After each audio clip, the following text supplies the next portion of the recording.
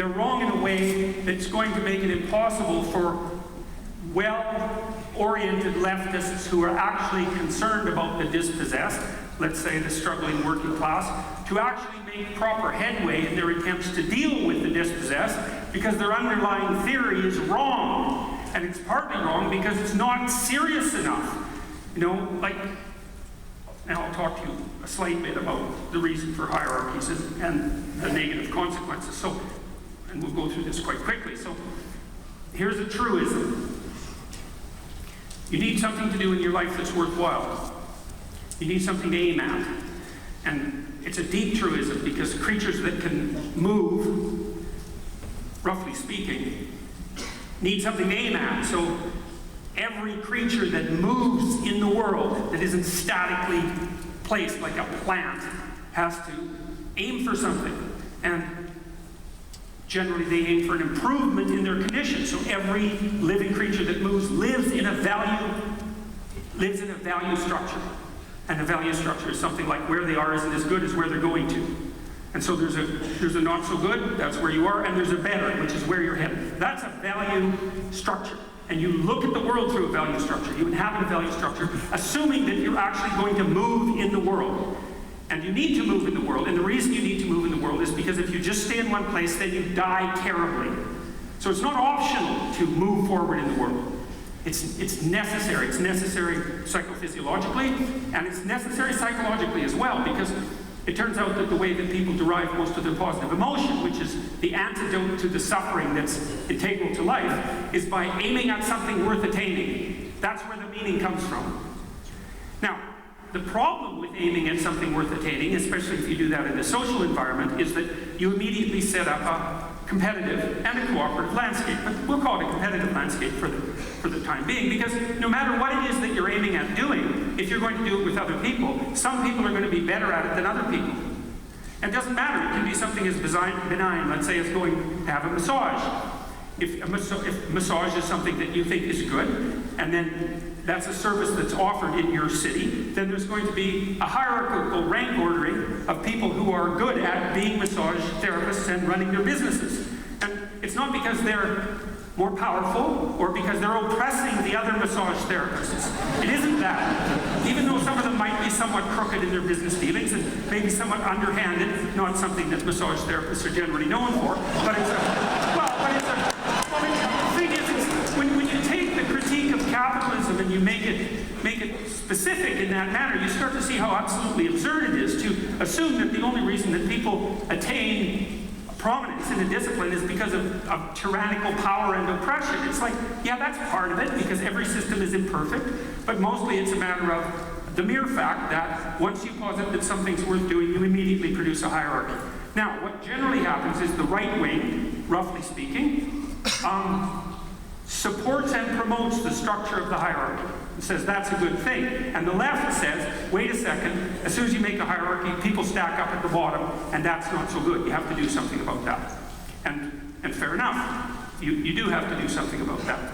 But that doesn't mean that you get to put the reason for the hierarchy at the feet of the social structure that you happen to inhabit. Now, the other proposition that I laid forth in Rule 1, which has also been subject to, I would say, ill-informed critique, is the idea that there's a hierarchy, and that what you should do is make yourself powerful so you can climb the hierarchy. But that isn't what I said. It's not what I meant. You only think that if you think that the only reason for hierarchies is brute force. Because if the only reason for hierarchy is brute force, then obviously what you need to be is more of a brute to climb the hierarchy. But that isn't the case, because well-structured hierarchies aren't based on power. Tyrannical, pathological hierarchies are based on power. And not only in the human world, but also in the animal world. So this is another truth that transcends the merely sociocultural. What I was suggesting in Rule 1 was that the most effective way of orienting yourself within a hierarchy isn't power. It's competence. And it's competence of a very peculiar sort. So you might say, well, you know, there isn't just, imagine you're about to be born and you didn't know where you were going to be born, and you wanted to have the right characteristics to succeed wherever you landed. And so you could say, well, there's a very large set of possible hierarchies that you could end up in, and you want to be armed with the right properties to navigate them, on average, the most effective way. And I think that our religious stories have evolved, at least some of our religious stories have evolved to provide guidelines about how you would act if you were trying to optimize your performance across the set of possible hierarchies. And it isn't exactly what you'd expect. It's not brute force. It's something like, well, I've said it's something like stand up straight with your shoulders back. It's something like an attitude towards the world. And that attitude towards the world is one of courageous confrontation of what is coming at you. And the posture is part of that, because this is a defensive crouch, right? This is a defeated posture. And that's not an effective way of negotiating hierarchies, partly because it's a shying away from the world. And I understand that people have reason to shy away from the world. I'm perfectly aware of that. But that's not the point. The point is that if you want to optimize the probability that your life will turn out well, you absorb the catastrophe, and you stand up straight, and you make yourself vulnerable, because that's part of what you do when you stand up straight, because you're exposing yourself to the world, and you take on the catastrophe and the responsibility that goes along with it. And that's by no means the same as becoming the most powerful person you can so that you can thrash the competition and struggle your way to the top in a power-oriented dominance hierarchy. That's not the same story. But the people who are reading that, who are attempting to criticize me, only see the world through that lens. And so when they read something about alternative pathways to success, which would be accepting responsibility and also accepting your own vulnerability and also accepting the catastrophe and tragedy of life, they can't read it any other way than, well, he must be trying to train mini tyrants. It's like, no, that's just not right. It isn't even close to what I wrote or what I'm attempting to communicate to people. So that's rule 1. So rule 2 and 3 I'm going to talk about at the same time. So rule 2 is treat yourself like you're someone you're responsible for helping. And rule 3 is make friends with the people who want the best for you. And those kind of make a set, I would say. And, you know, the other comment that people who've been criticizing my writing say have put forward, I'm not complaining about this, I'm just merely observing it, is that, you know, the rules are self-evident. It's like, well, it's not like I didn't know that when I wrote stuff. You know, I mean, my whole point was to take things that were truisms in a sense, and the thing about truisms is that they're actually true. That's the thing, you know. They're universally accepted. They're proverbial, let's say, but that doesn't mean we don't forget why they're true, or that now and then, because they're true, they've fallen on deaf ears, and you need to go reinvestigate the structures underneath that make them true so that you can understand them again, so that you can see them with new eyes. And so that's what I was trying to do, and say, look, well, these things, there are deep reasons that these things happen to be the case. To treat yourself like you're someone responsible for helping, you know, that's actually not a simple thing, because it isn't exactly self-evident that people like themselves. You know, I mean, there's some people you like and some people you dislike. I mean, that's generally the case. And some people dislike almost everyone, and some people like almost everyone. It's a temperamental issue. And you might think, well, people are basically narcissistic and they like themselves better than they like anyone else. And I don't think that's the case. It's not been my experience with people. It certainly hasn't been my clinical experiences. My experience has been that because people are more aware, because individuals are more aware of their own flaws than they are aware of the flaws of anyone else, excluding the narcissists, they actually tend to be pretty damn hard on themselves. And I opened chapter 2 by describing the fact that the typical person, if the typical person takes their dog to a vet and the vet prescribes a medication, the typical person will give their dog the medication. But if they go to a doctor and get a medication, then a third of them won't fill the prescription and half of the remaining third won't take the prescription. And you might think, well, that's just carelessness. It's like, well, no, it's not, because you won't do that for your dog. And then one of the conclusions you can draw from that is that people actually like their dog more than they like themselves. And I actually think that's generally true. You know, people are pretty wholeheartedly affectionate. Well, why would they have a dog otherwise, right? But they're wholeheartedly affectionate with their dog. It's just a damn dog. And not that there's anything wrong with dogs, but that doesn't mean they would extend the same courtesy to themselves. And I think, well, in chapter 2 is an explanation of why that's a bad idea. It's a bad idea not to treat yourself properly. And so the idea is that perhaps you have a moral obligation to treat yourself properly, as if you were someone you were responsible for helping. And you might think, well, what's the right frame of mind for that? And I would say, well, imagine that you have a child whose well-being you are actually responsible for. It's not that hard to imagine that.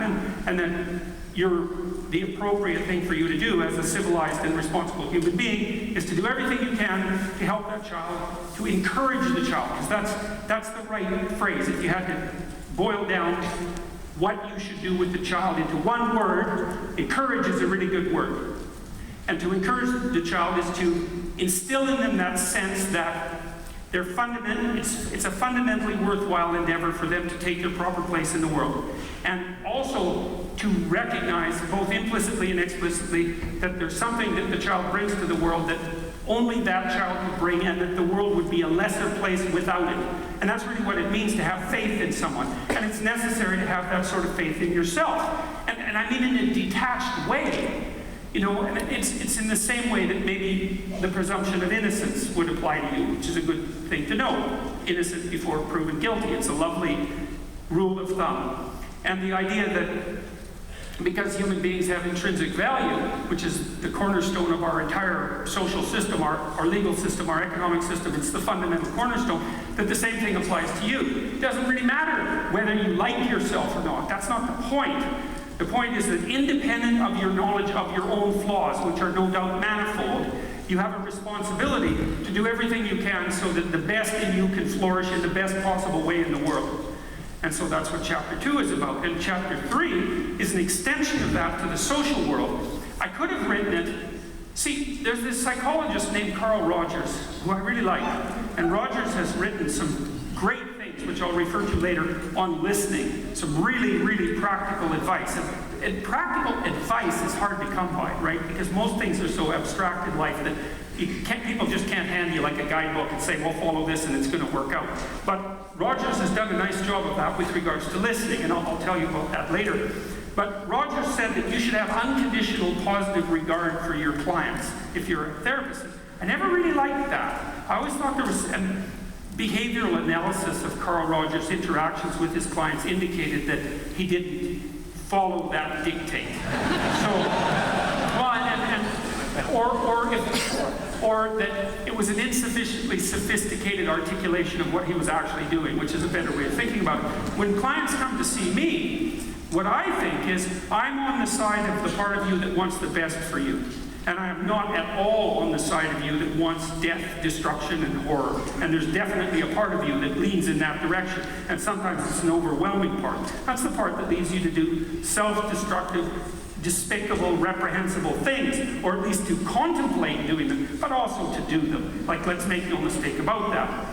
And so, I would say that you want to make friends, and this is a moral obligation again.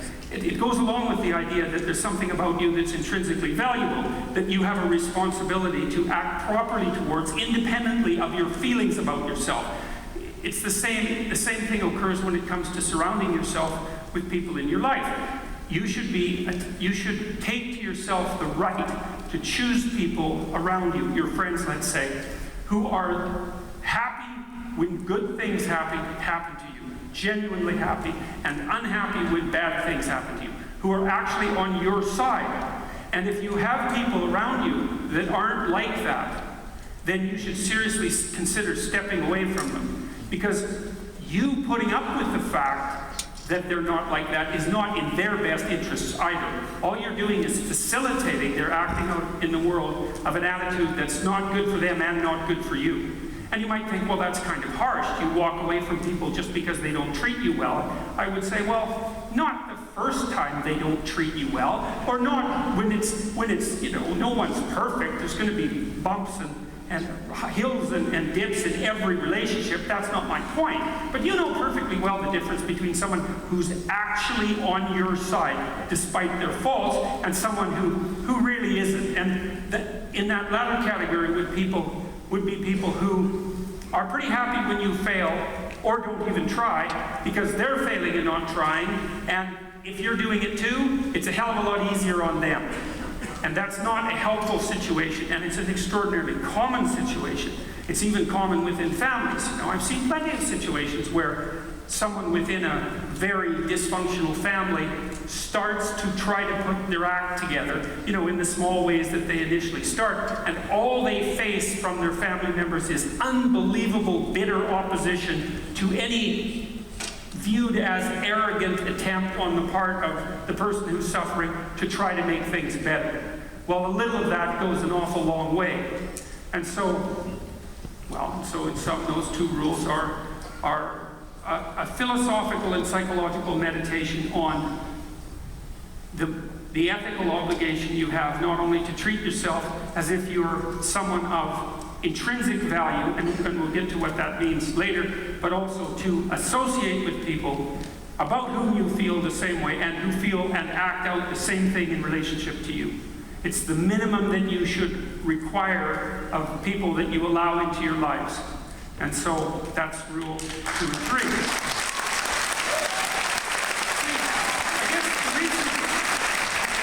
The reason I'm stressing this is because and some of you won't be able to believe this because you've been fortunate, and I don't mean privileged, I mean fortunate. You know, certain terrible things haven't happened to you, but you have no idea how many people there are in the world who have never contemplated the idea that they might reasonably be able to make a choice about who they associate with in relationship to how they're being treated.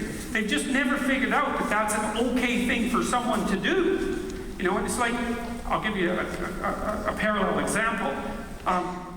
Most people, in my experience, and this is people, including my students, say at the University of Toronto, who are pretty high-functioning kids, all things considered. They've been academically successful. Most of them are quite hardworking. The vast majority of them are children of first-generation immigrants, and they have that, you know, that drive to succeed that comes along with having parents who sacrificed a hell of a lot to get you into university, and they're hoping for good things for you and all of that. And you know, one of the things I found with them is that despite them being in that situation, very few of them, by the time they were 21 or 22, had ever formulated anything approximating a conscious life plan associated, say, with the development of their own character, which points to a staggering shortcoming in an educational system of a magnitude that's absolutely incomprehensible once you start to think about it.